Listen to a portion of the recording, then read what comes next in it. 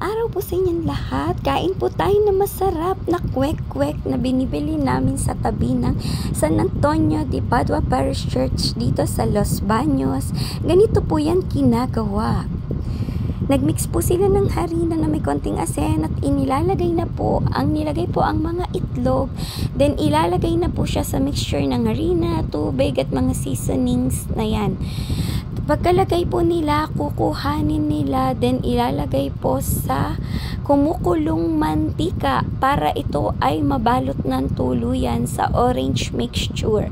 At maya-maya po ay luto na dahil ang itlog na yan ay nilaga na po at binalatan nila kanina para maging masarap na kwek-kwek. Ayan na, diba? Habang nagluluto, marami na po silang nalutong panindang kwek-kwek.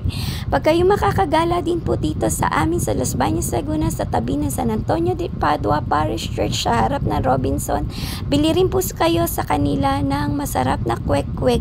Meron pa po silang ibang paninda bukod sa kwek-kwek. Kain po tayo ng kwek-kwek na masarap, masustansya at mura pa. In limited amount lang po ha. God bless. Thank you.